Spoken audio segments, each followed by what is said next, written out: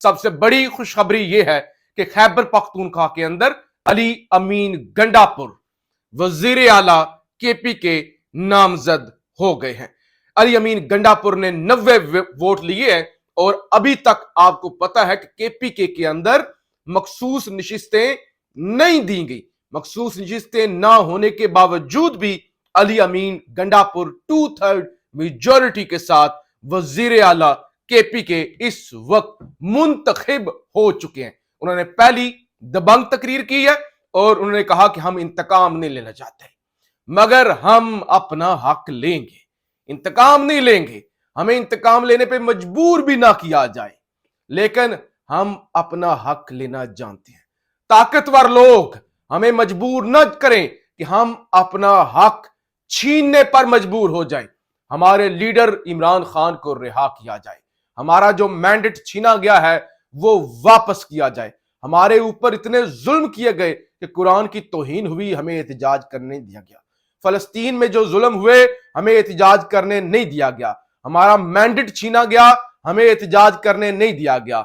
हमारे हर वर्कर को, हमारे हर रहनुमा को गिरफ्तार किया गया, सजाएं सुनाई गई, कोड़े मारे गए, इबरत का निशान बनाया गया, लेकिन हम सब कुछ माफ करते हैं।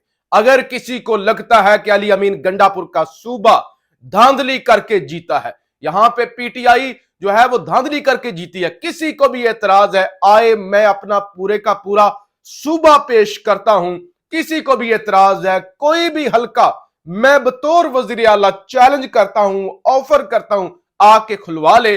फॉर्म 45 के मुताबिक हम खोलने के लिए तैयार हैं। तो लिहाजा एक तगड़ा, एक दबंग वजीर आला आ चुका है और ये शायद पहली दफा पीटीआई ने, इमरान खान ने वजीर आला के हवाले से कोई तगड़ा फैसला किया। देखिए, परवेज खटक जैसे तैसे थे, केपीके के एक तगड़े वजीर आला थे। मैं खुद केपीके गया, पेशावर गया, वजीर आला हाउस के अंदर मेरी वहां पे लोगों से मुलाकात हुई। ये आज से कुछ 2 साल पहले, जब महमूद खान वजीर आला केपीके थे। मैंने पूछा कि ये महमूद खान अच्छा वजीर आला है या परवेज खटक? उन्होंने कहा नहीं, परवेज खटक तगड़ा वजीर आला था, महमूद खान तगड़ा और दबंग वजीर आला नहीं है। लिहाजा उसके बाद जब महमूद खान आया तो महमूद खान कोई इतना कोई नामवर भी नहीं था, इतना तगड़ा भी नहीं था। इसी तरह जब पंजाब के अंदर हुकूमत बनी तो आपको पता है बुजदार का कोई बैकग्राउंड नहीं था। ये बात और है कि बुजदार अपने वोटों से मुंतखब हुआ था। अगर मरियम और बुजदार का कंपैरिजन किया जाए तो बुजदार ने वोट तो कम से कम अपने लिए थे। फिर सेकंड नंबर पे बुजदार खुद जीत के आया था। इतना तो है कि बुजदार जीत कर आया था, मरियम नवाज जीत कर भी नहीं आई बल्कि हार के आई है। लेकिन बुजदार एक कमजोर चॉइस थी, उसके मुकाबले में चौधरी परवेज इलाही एक तगड़ा वजीर आला था। तो लिहाजा अब मैं समझता हूं कि चौधरी परवेज इलाही की टक्कर का उससे भी बल्कि तगड़ा दिमागी तौर पे एक खर दिमाग वजीर आला जो किसी से नहीं डरता, जो दबंग है, जो दलेर है, वो अब आ गया है। तो लिहाजा अब केपीके के हद तक तो मामलात बड़ी एक जो है ना वो उस पर गिरफ्त मजबूत होगी। अली अमीन गंडापुर का आना, आज वज़ीर आला उनका नामजद मुंतखब होना, ये मैं समझता हूं एक ताजा हवा का झोंका है। दूसरी तरफ नेशनल असेंबली के अंदर स्पीकर के हवाले से इलेक्शन चल रहा है जब ये मैं रिकॉर्डिंग कर रहा हूं, और यकीनन जब आप वीडियो देखेंगे तब तक खबर आ चुकी होगी कि अयाज सादिक जो कि एमक्यूएम, पीपल्स पार्टी और नून लीग की जानब से मुतफिका तौर पे स्पीकर के कैंडिडेट हैं, वो मुंतखब हो चुके होंगे। जाहिर है जब आपने सीट ही नहीं दी, जब आपने मखसूस नशिस्तें ही नहीं दी, तो फिर साफ सी बात है कि अयाज सादिक स्पीकर नामजद हो जाएंगे और डिप्टी स्पीकर फिर पीपल्स पार्टी का मुंतखब हो जाएगा। मुंतखब तो इसको नहीं कह सकते, चुंतखब जरूर कह सकते हैं, तो वो हो जाएगा।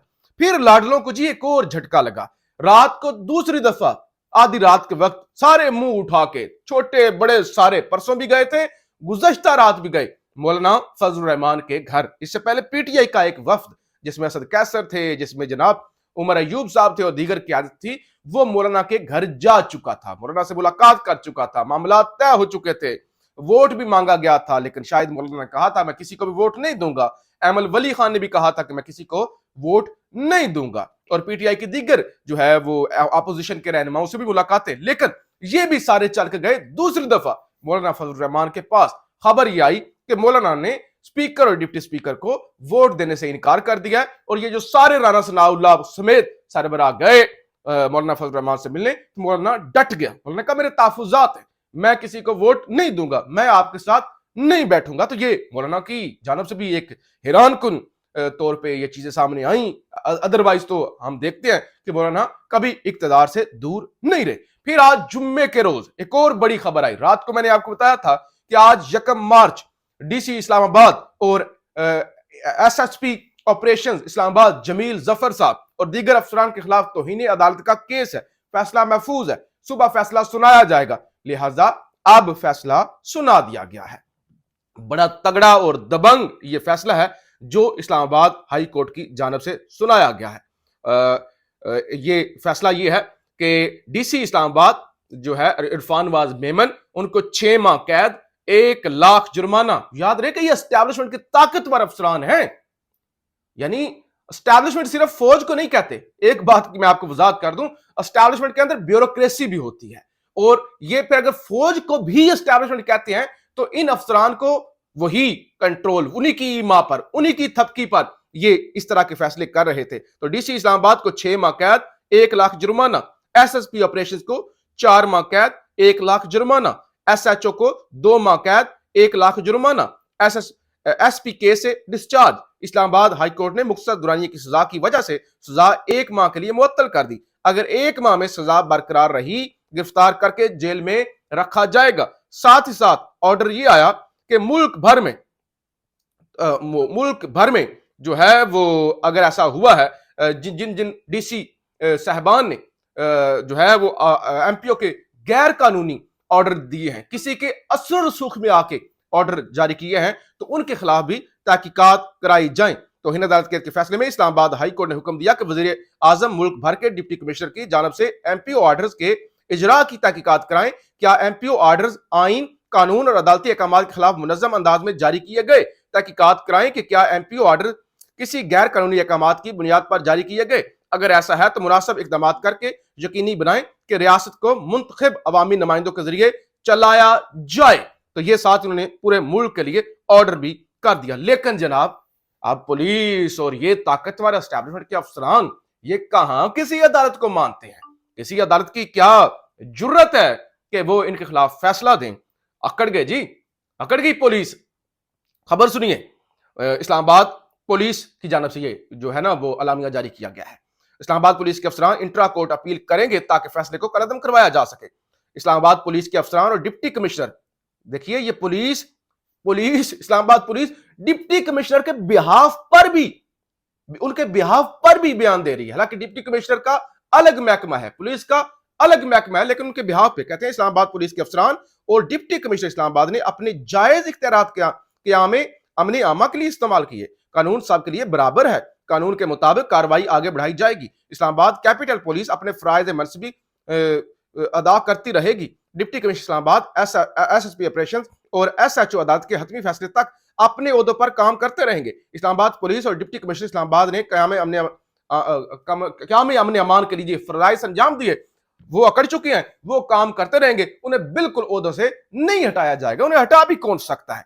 हालांकि मुंतखब वज़ीर आज़म, किसी भी वज़ीर आज़म को या किसी भी एमएनए को, अवामी नुमाइंदे को अगर सजा हो जाए, उसी वक्त वो नाअहल हो जाता है। यह हमने देखा था यूसुफ रजा गिलानी केस में, या हमने देखा था नवाज शरीफ केस में, दीगर बेशुमार मसाले हैं कि जब सजा हो जाती है तो फिर वो नाअहल हो जाता है, वो अपने ओहदे पर नहीं रहता। लेकिन ये ताकतवर, ये ब्यूरोक्रेसी, सजाएं हो भी जाएं तो ये अकड़ जाते हैं, ये कहते हैं कोई मसला नहीं है, कोई रोल ही नहीं है, हमारे पीछे हाथ बड़े हैं, तो लिहाजा किसी की क्या जुर्रत हो गई कि वो हमें गिरफ्तार करे या हमें सजा दे। लेकिन बहरहाल अदालत की हद तक कम से कम ये दलेराना, बहुत ही दबंग फैसला है कि सजा ताकतवरों को, जिन्होंने कानून तोड़ा, आइन तोड़ा और लोगों को पर जुल्म किया, उनको सजाएं सुनाई गई हैं। पाकिस्तान जिंदाबाद।